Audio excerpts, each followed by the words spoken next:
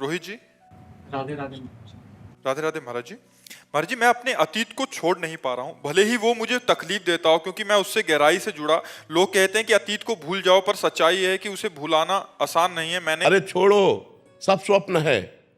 वर्तमान को संभालिए, वर्तमान में नवीन चिंतन कीजिए, भगवान के नाम का चिंतन कीजिए। आगामी आपको क्रिया क्या करनी है, कौन सा कर्म करना है, वो कर्म धर्मयुक्त है, उन्नति देने वाला है, या अवनति अधर्मयुक्त है, ये चिंतन कीजिए। भगवान के नाम का चिंतन कीजिए।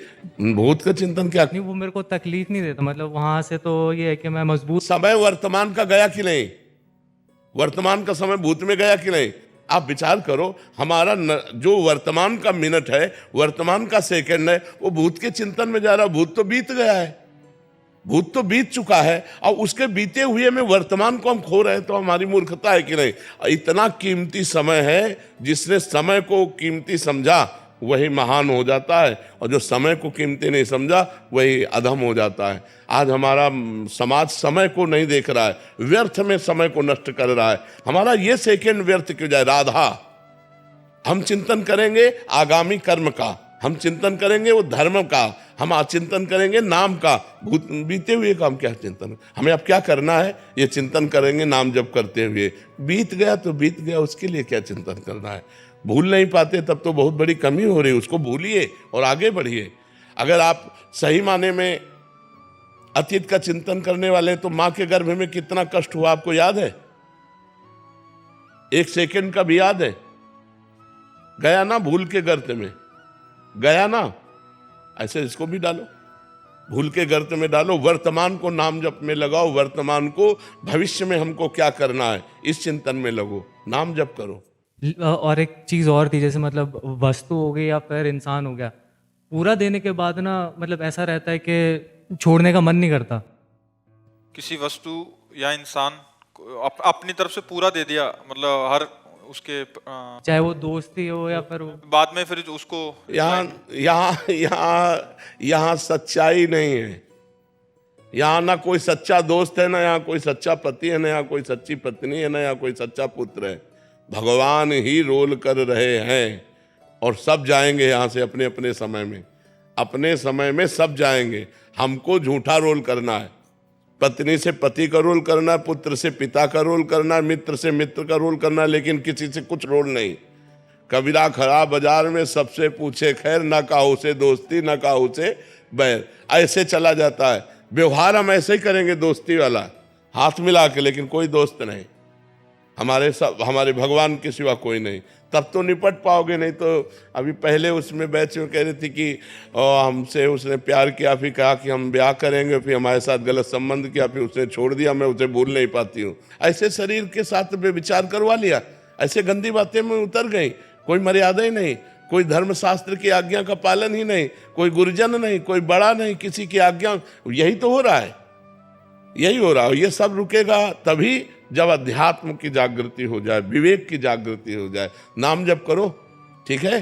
वो वस्तु भी छूटती है ना, तो ऐसा लगता है कि भाई मेरा एक पार्ट। ये आप नहीं, सबको लगता है ये सब। ये मोही संसार, रागी संसार, इसमें सबको ऐसा लगता है। एक पेन से भी प्यार हो जाता है।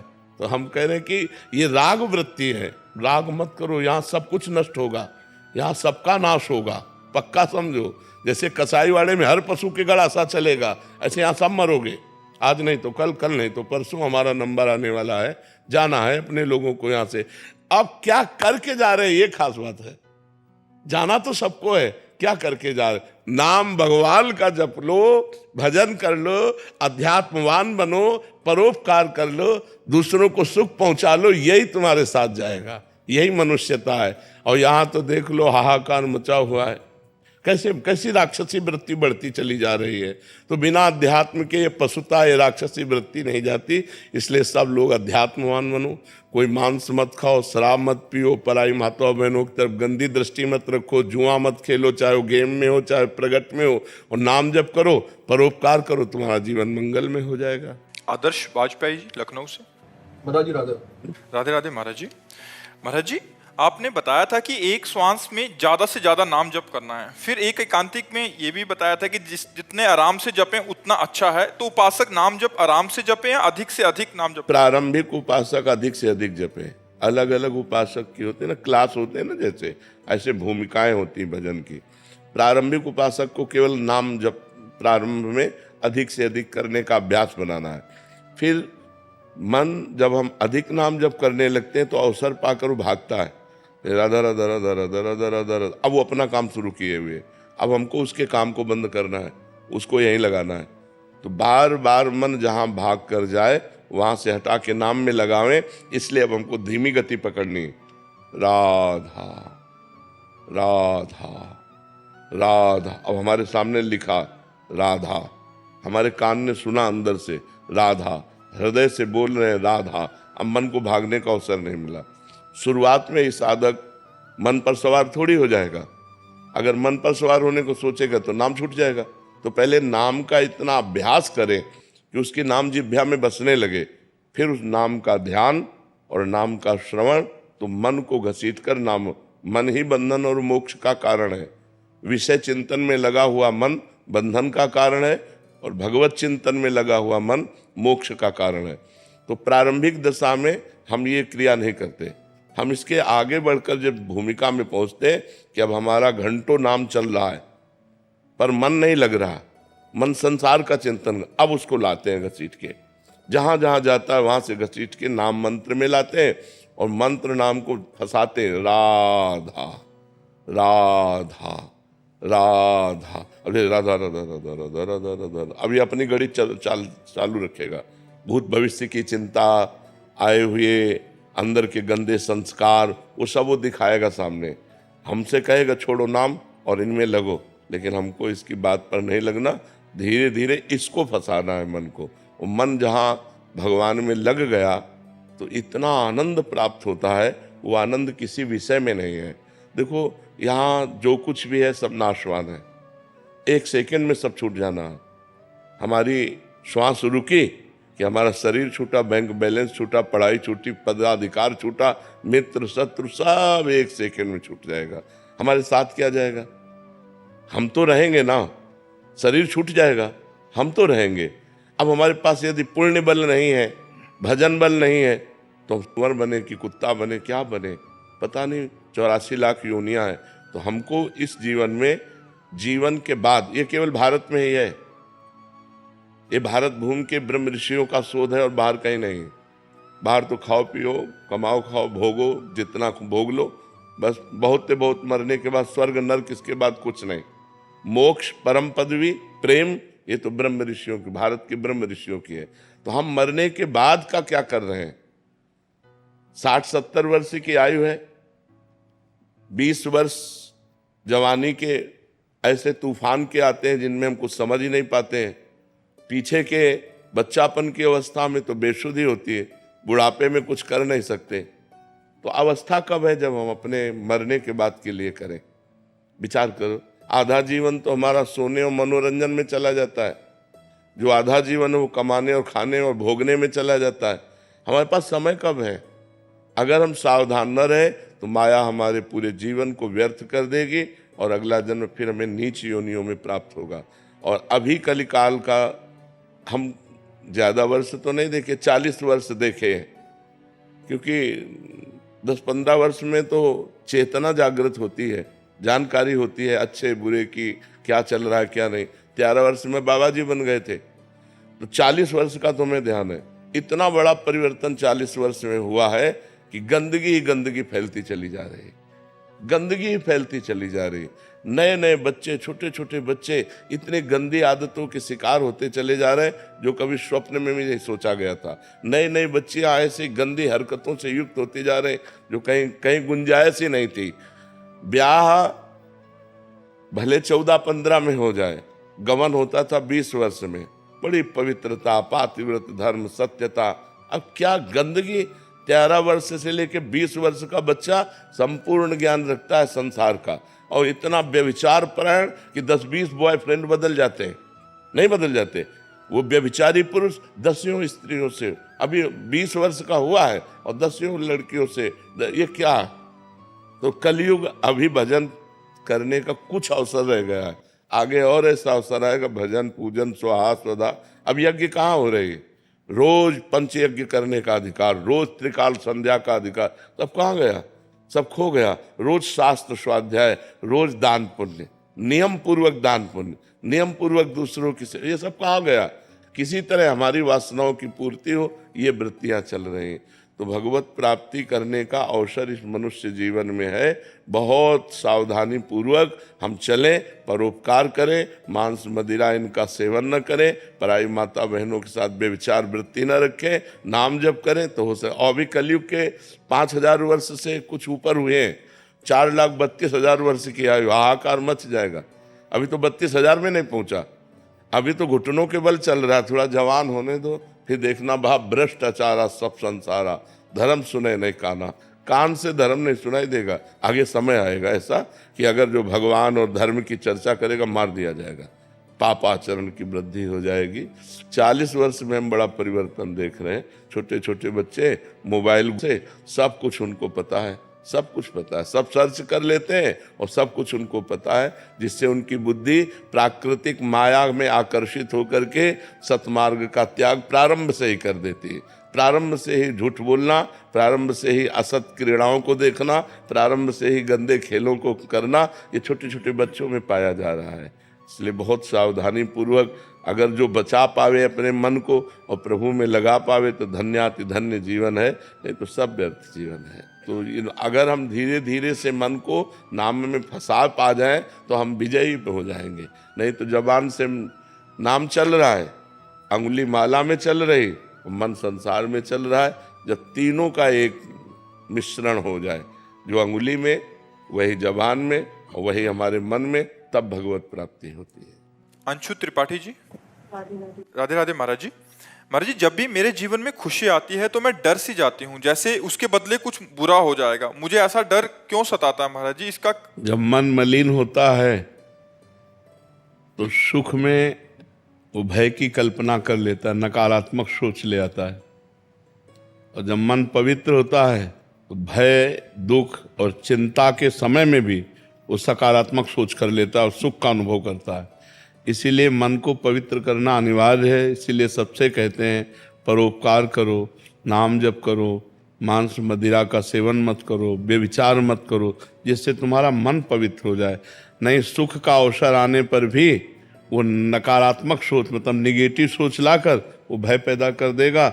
सुख का तो अवसर आया और दुख दे रहा है मन, और जब दुख का अवसर आया तो दुख भोगेगा ही।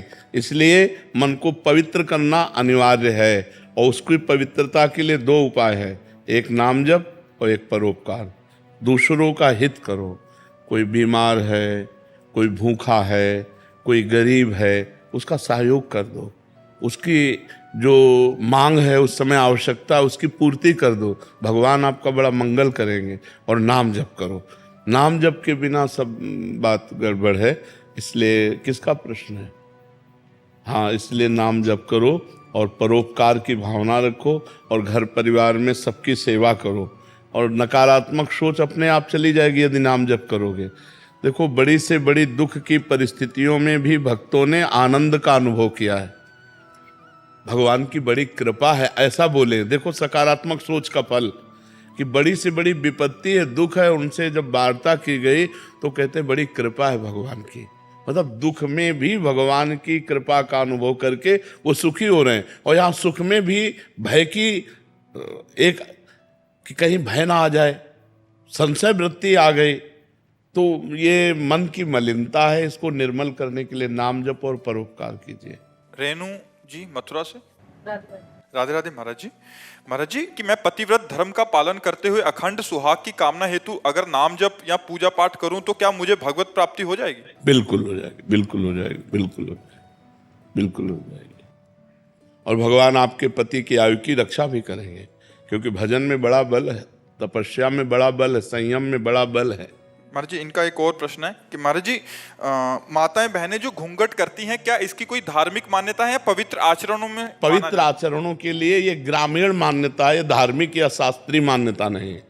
ये जो घूंघट है, ये इसलिए कहा जाता है कि हम रूप दर्शन न करावें और न सहसा किसी के करें। नारी की पवित्रता का बहुत बड़ा उसमें। अब आजकल तो ये सब देखने को नहीं मिलता, लेकिन गांवों में बूढ़ी माताएं अब भी इतना डालेंगी। अच्छा, घर में जैसे बूढ़े कोई जाते थे तो कहे दादा आ गए सब घूंघट करके। में आज भी है, गांव में आज भी है। गांव में है तो ना। हाँ, तो देखो कितनी पवित्रता थी कि पूज्य जन जो है वो ऐसे सावधान करके जाते थे कि माताएं बहनें यदि असावधान हो तो सावधान हो जाए, कि हम उनके अंग भी न देखें, उनका चेहरा भी न। गांव में तो ऐसा होता था कि मरने के बाद जब परवाह करने जाते तब कहते थे यार तुम्हारी बहू को तो हमने आज देखा है, नहीं तो और देखो ये मर्यादा पुरुषोत्तम भगवान श्री राम के समय में भी था। जिस समय सीता जी के शीश फूल आदि जो है वो लक्ष्मण जी को दिखाए कि सीता जी के आभूषण है, किष्किंधा में जब सुग्रीव जी ने दिए कि विमान के ऊपर से सीता जी ने, तो उनका प्रभु यदि माता के चरणों के कोई आभूषण होते, देवर हैं कि माता के चरणों के आभूषण होते तो मैं बता सकता था। हमने कभी माता को ऐसे नहीं देखा, ऐसे चरणों की तरफ। मतलब छोटा भाई बड़े भाई की पत्नी को मां समझता था और बड़ा भाई छोटे भाई की पत्नी को बेटी के समान समझता था। आज अब तो ऐसे राक्षस पैदा होते चले जा रहे कि अपने बच्चों के साथ ही दुष्कर्म करने के लिए तैयार हैं, फिर बहू बेटियां और सब। तो ये बड़ी पवित्रता का प्रतीक है। पहले ये कोई शास्त्रीय नहीं है, ये कोई शास्त्र में ऐसा आदेश नहीं है, ये ग्रामीण व्यवहार है। कुछ ग्रामीण व्यवहार ऐसे होते हैं जो कुल मान्यता हजारों वर्षों से चली आ रही। अब बड़ा समय खराब हो गया है और उसी का परिणाम भोगना पड़ रहा है। नहीं भोगना पड़ रहा है, फ्रेंड बॉयफ्रेंड, ये कहीं कोई मान्यता, कहीं कोई ऐसी। अरे गांव के बुजुर्ग ब्याह तय कराते थे और बाद में दूल्हा दुल्हन देखते थे कि ये हमारी दुल्हन है, ये हमारे दूल्हा है। नहीं तो इतना घूंघट काढ़े और बस घर में आके पता चलता था कि ये हमारी दुल्हन है। और आजकल तो मतलब लिव इन रिलेशन के बाद ब्याह होते हैं, नहीं होते? तो क्या मतलब पवित्रता रह गई? क्या पहले ब्याह करके आते थे तो दुल्हन दूल्हा नहीं मिलते थे, पूरे गांव के देवी देवता पूजते थे, बुजुर्ग, और खवा पिया के सबके आशीर्वाद लेके फिर वो गृहस्थी धर्म में जाते थे। सुधीर कुमार जी, मथुरा से। राधे राधे महाराज जी। महाराज जी, आपके प्रवचन देश के युवा, महिला, पुरुष सभी देखते और सुनते हैं। सभी में आपके प्रवचनों का काफी प्रभाव भी हो रहा है महाराज जी। युवा गलत संगत से अपने आप को सुधार रहे हैं, जिनके लिए गुरुदेव हम सभी आपका कोटि कोटि प्रणाम करते हैं महाराज जी। गुरुदेव, जीवन में किस प्रकार की भक्ति भजन करें हम गृहस्थ में, व्यवहार में रहते हुए, नौकरी पेशा में रहते हुए, कि हमें साक्षात प्रभु के दर्शन? हाँ, भक्ति का अलग अलग स्वरूप है। हर व्यक्ति के लिए एक जैसी भक्ति नहीं है, क्योंकि अलग अलग पोजीशन, अलग अलग कर्तव्य कर्मों में लगा हुआ है, तो उसके लिए अलग अलग भक्ति का स्वरूप है। अब जैसे आप अपनी पोस्ट में हैं तो आपको अगर हम कहें कि आप 6 घंटा बैठकर माला चलाइए तो गलत उपदेश है। आपके लिए यही कि जब आपको रात में कभी किसी भी समय सुबह ब्रह्म मुहूर्त में भी अगर कह दे कि भाई ड्यूटी निभा के ब्रह्म मुहूर्त, तो ब्रह्म मुहूर्त में फोन आ जाएगा, आप चलिए वहां तैनात होइए, चल करके आप चल हाँ। तो आपके लिए है चलते फिरते उठते बैठते नाम जप करना। और सबसे बड़ी बात है, अधार्मिक पुरुष को बख्शना नहीं और धार्मिक पुरुष को दंड नहीं देना। ये खास बात है। भक्ति का अलग अलग स्वरूप होता है। मतलब रुपया का प्रलोभन या कोई ऑफिसर का भय आपसे गलत करवा दे, वो हमें नहीं करना। तो अब बड़े ऑफिसर के द्वारा या रुपए का प्रलोभन हमारे द्वारा अधर्म न होने पावे, बस इस बात। बड़े ऑफिसर का ज्ञान हमें इसलिए हुआ कि एक अधिकारी यहाँ करके बोला था, तो हम कहा रे वीडियो चल रहा है, तुम क्या बोल रहे हो? बोले 3 बार सस्पेंड हो चुका हूँ, बोलते बहुत नौकरी से निकाल दिया जाऊंगा, मुझे इसकी कोई परवाह नहीं है।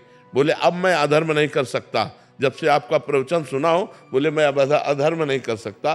तो अब जैसे गांव भाषा में उसे घूस कहते हैं, कोई घूस दे करके हमसे गलत करवा ले, ऐसा नहीं हो सकता।